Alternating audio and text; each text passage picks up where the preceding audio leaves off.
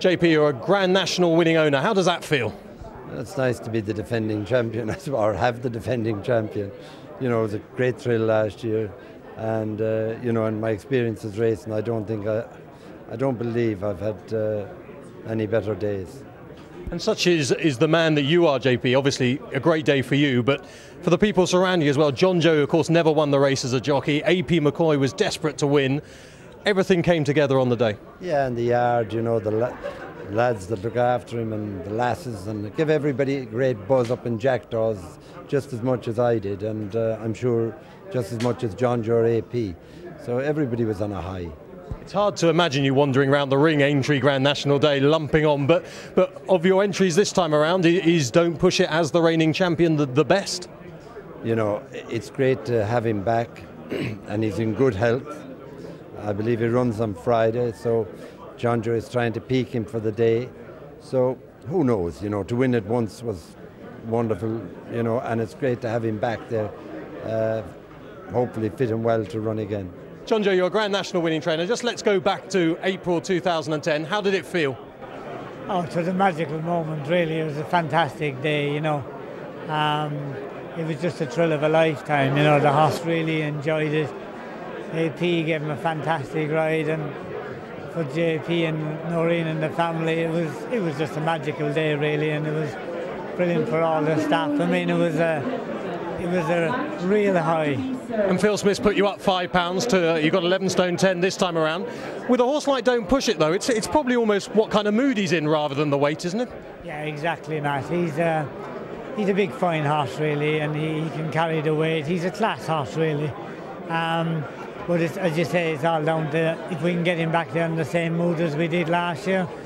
And you won't know that until the day, really, you know. Because well, you say that, John Joe, but how is he? Is he pleasing you at the moment?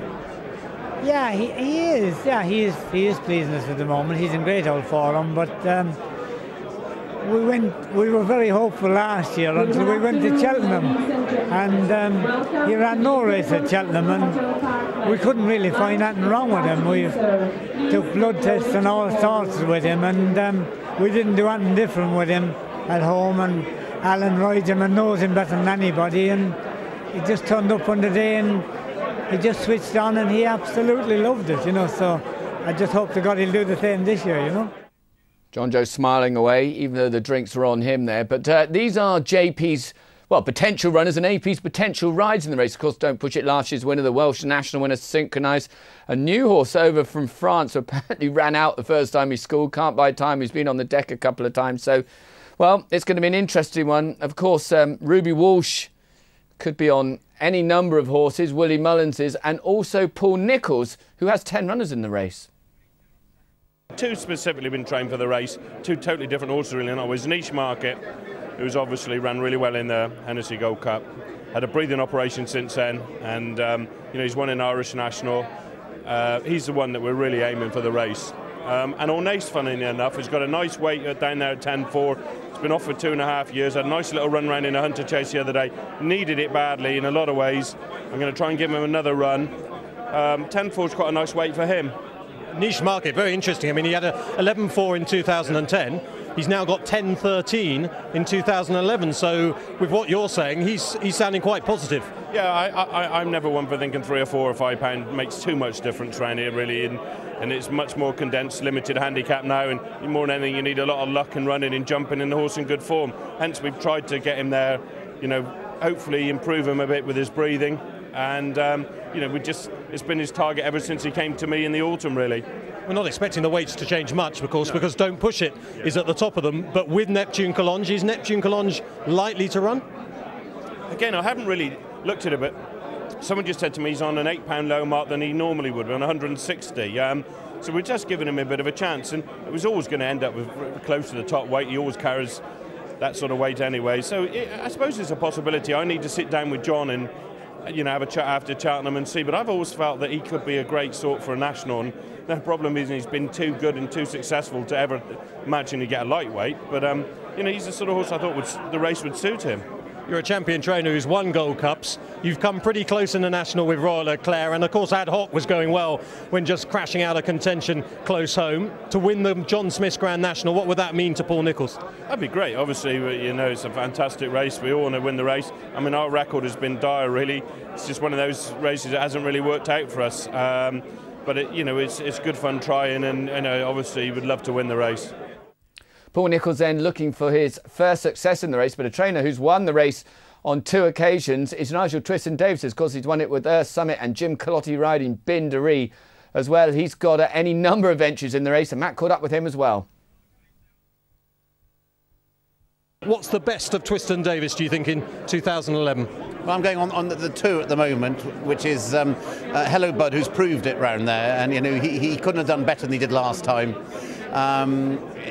This year, you know, we have targeted the race. You know, he's not been running at Cheltenham. He's best fresh, and he'll go there as a fresh horse. I think he'll run much better than he did last year, and that was 5th, and that was a pretty good run. And what about little Josh? I love the way he jumps for a national horse, and Tony Bloom is really keen to go. Do you think he'll run in the race? I don't know.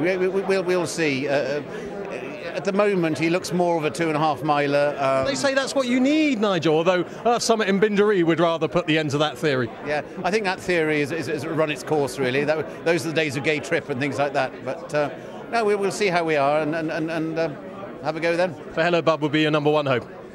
Well, also, the other that we're talking about, the crafty one, you know, that could be Grand Slam hero. You know, he could be the one that, you know, comes from where we don't expect. Oscar Times, very exciting horse with a great profile for that fits exactly what you want for a national winner, with only 2 caveats. He's never jumped the national fences and he's never gone 4.5 miles. Apart from that, everything looks good. So he stays and he jumps, but not yet those fences. He stays and he jumps, and there's no reason to assume he can't do it. We just know proof that he can. And presumably Sam would ride? Sole purpose of buying him. Sam will ride. So literally, this you've gone out. You thought, I want to win the national. I want Sam to do it. Oscar Time's the horse. No, it didn't quite work like that. We said we've been looking at lots of horses, but Oscar Time became available and has a really good profile. Martin Lynch rang me and said, I really want to keep the horse in the yard. Would you consider buying him and doing that? We looked up all his history and went and looked him, tried him. Finally agreed a price after a bit of a discussion, and then Martin and his brother Steve Broughton came in and gone halves, so it's all affordable. Everyone in fine form then at the Intercontinental Hotel yesterday, but Bala Briggs, well, the McCain connection, 14-1, niche market, 16-1, the horse that Robert Waley-Cohen just talked about, Oscar Time, 18's Midnight Club. Don't push it. Well, it'd be an awful lot shorter if Tony McCoy does decide to ride him. Big fella, thanks. Also 20-1. West End Rocker runs at the weekend. He runs at Haydock looking for that 3-timer. And State of Play going to go straight to the race now.